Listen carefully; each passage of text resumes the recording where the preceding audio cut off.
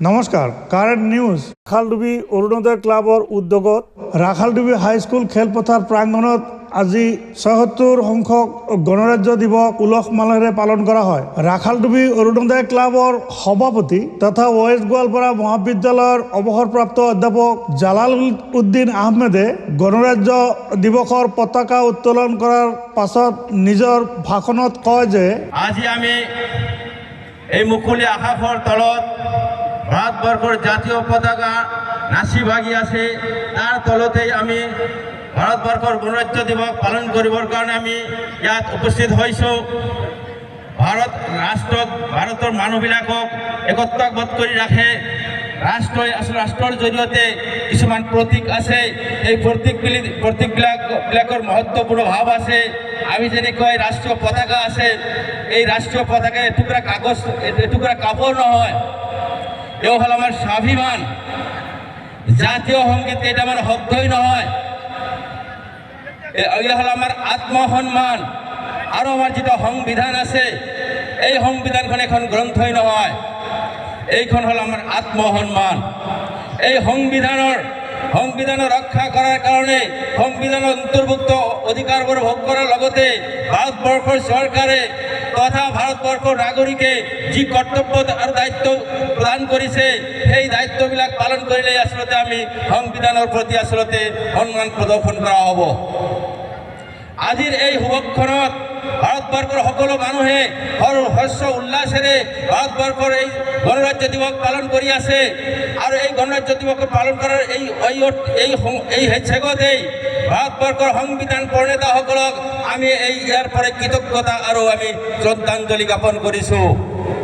ভাৰতবৰ্ষৰ স্বাধীনতা আন্দোলনত যিবিলাক ব্যক্তি আত্মবলিদান দিছে, সেই আত্মবলিদান দিয়া ব্যক্তিসকলক আমি এই মঞ্চৰ পৰাই, এই গণৰাজ্য দিৱসৰ এই উৎসৱস্থলীৰ পৰাই আমি তেখেতসকলক আমি আচলতে শ্ৰদ্ধাঞ্জলি জ্ঞাপন কৰিছোঁ। ভাৰতবৰ্ষ প্ৰায় ২০০ বছৰ ব্ৰিটিছসকলে শাসন ব্যৱস্থা পৰিচালনা কৰিছিল। ভাৰতবৰ্ষৰ জনসাধাৰণৰ জাতি, ধৰ্ম, ভাষা, লিংগ নিৰ্বিশেষে ভাৰতবৰ্ষৰ সকলো জনসাধাৰণে এই ব্ৰিটিছসকলক খেদি ভাৰতবৰ্ষৰ স্বাধীনতা লাভ কৰিছিল। আৰু সৰ্বশেষত আমাৰ জাতিৰ পিতা মহাত্মা গান্ধীৰ নেতৃত্বত ১৯৪৭ চনৰ ১৫ আগষ্টত ভাৰতবৰ্ষৰ স্বাধীনতা লাভ কৰে। আৰু স্বাধীনতা লাভ কৰাৰ লগে লগে ভাৰতবৰ্ষৰ কিন্তু সংবিধান নাছিল। সংবিধানখন তৈয়াৰ কৰাৰ কাৰণে আচলতে ভাৰতবৰ্ষৰ জনসাধাৰণে এটা সংবিধান সভা নিৰ্বাচিত কৰি দিছিল।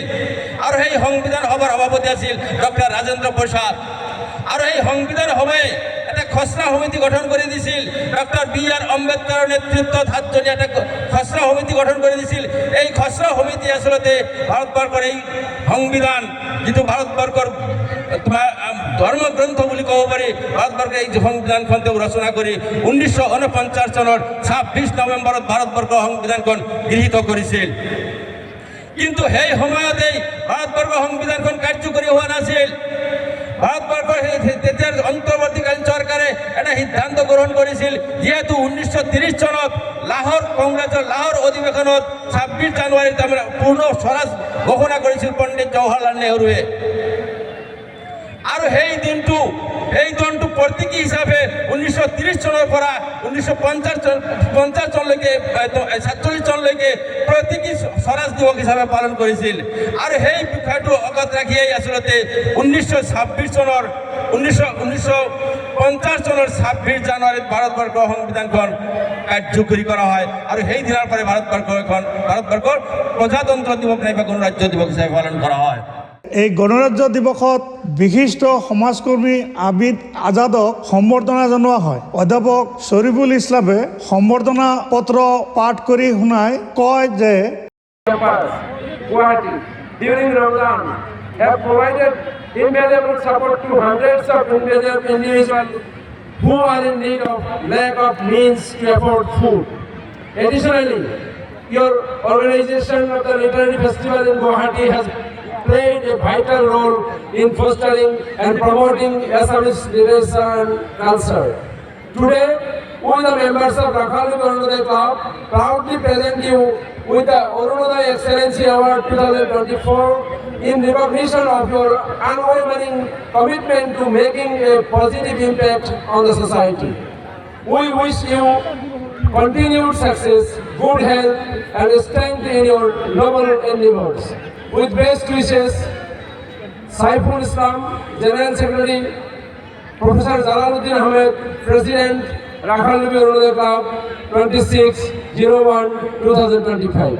Thank you. এই সম্বৰ্ধনা গ্ৰহণ কৰাৰ পাছত বিশিষ্ট সমাজকৰ্মী আবিদ আজাদে নিজৰ মনৰ অনুভৱ প্ৰকাশ কৰি কয়, ইয়াত আহি অভিভূত হৈছোঁ সহস্ৰাধিক ৰাইজৰ মাজত। এনেকৈ গোৱালপাৰা এটা অঞ্চলত চৰকাৰী আয়োজন যেনেকৈ থাকে তাতকৈও হয়তো বেছি উৎসৱমুখৰ পৰিৱেশে আমি গণৰাজ্য দিৱস উদযাপন কৰি আছোঁ আমাৰ ৰাষ্ট্ৰীয় পতাকাৰ তলত। এয়া আচলতে আমাৰ যে নোমবোৰ শিয়ৰি যায় যে যেতিয়া জনগণ গাই থাকে, মোৰ এতিয়াও নোম শিয়ৰিছে, গুজবাম মমেণ্ট বুলি ক'ব পৰা যায়।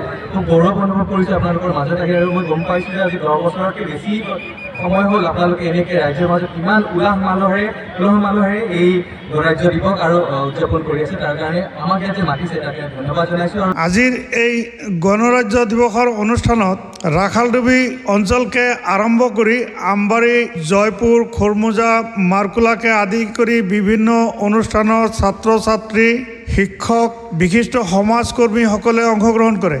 আজিৰ এই অনুষ্ঠানত বিশিষ্ট সমাজ সেৱক ওছমান গনি, প্ৰাক্তন জিলা পৰিষদ সদস্য বদিৰুদ্দিন মোল্লা, আখতাৰ হুছেইন জোদ্দাৰকে আদি কৰি অন্যান্য সমাজৰ জ্যেষ্ঠ নাগৰিক আৰু বিশিষ্ট সমাজকৰ্মীসকলে অংশগ্ৰহণ কৰে। কাৰেণ্ট নিউজ চাই থকাৰ বাবে অশেষ অশেষ ধন্যবাদ।